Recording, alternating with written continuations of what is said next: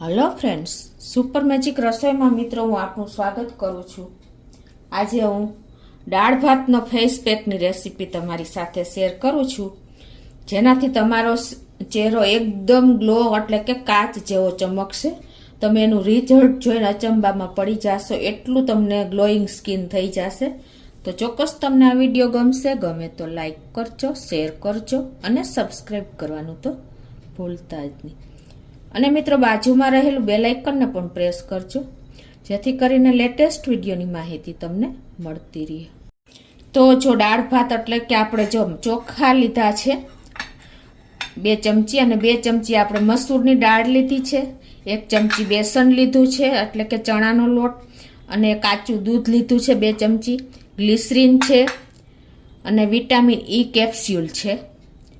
તો હવે પહેલાં તો આપણે શું કરવાનું છે કે આપણે આ દાળ અને ભાતને ધોઈ અને આપણે એને પીસી લેવાના છે બેયને।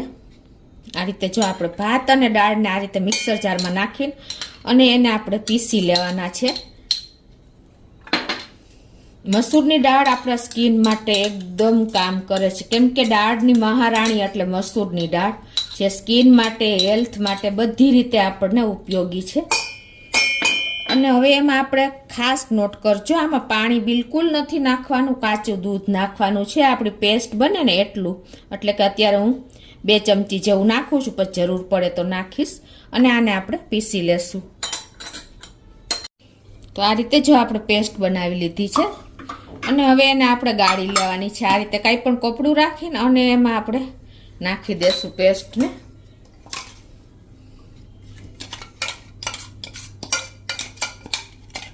હવે આપણે આને આ રીતે નીચોવી લેશું, એટલે બધું જ ક્રીમ એમાંથી બહાર આવી જશે। થોડુંક તમારે કરવું ટફ પડશે, પણ રિઝલ્ટ તમે જોઈને અચંબામાં પડી જશો।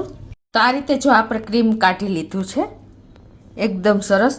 અને જે આપણે આ નીચોવ્યા પછી જે મટીરિયલ રહ્યું હોય ને, તો હવે આ મટીરિયલ તમે ફેંકી ન દેતા, તમારે આમાં ખાંડ અને કોફી નાખીને તમે ગરદન ઉપર, આ પછી ફેસ ઉપર તમે રગડશો ને, તો એકદમ સ્કિનમાંથી જે ડલ હશે ને, ડલનેસ એ જતું રહેશે અને તમારી સ્કિન એકદમ ગ્લો કરતી થઈ જશે। આનો પણ તમારો ઉપયોગ થઈ શકશે। હવે આપણે જે આ ક્રીમ નીકળ્યું છે ને, એમાં આપણે 1 ચમચી આપણે ચણાનો લોટ નાખી દેશું। મિત્રો આપણે પહેલાં સાબુનો ઉપયોગ ન કરતા, પણ આ રીતે જો આપણા વડવાઓ કે રાજા મહારાજા ચણાનો લોટ ઉપટન બનાવીને અને એનો ઉપયોગ સ્કિન માટે કરતા। પાર્લરમાં જવાની કોઈ તમારે જરૂર નહીં પડે। 1/4 ટીસ્પૂન જેવી આપણે આમાં હળદર પણ નાખી દેશું। હળદર પણ સ્કિન માટે એટલી જ ઉપયોગી છે। અને આ બધું આપણે મિક્સ કરી લેશું। અને હવે આમાં આપણે આમતું થોડુંક એવું ગ્લિસરીન નાખી દેવાનું છે, એટલે તમારું ક્રીમ એકદમ સરસ શાઇન મારતું, સ્કિન આપણી શાઇન મારશે।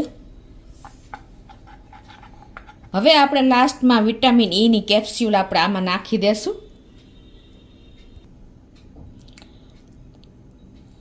અને હવે આ બધું જ આપણે મિક્સ કરી લેવાનું છે।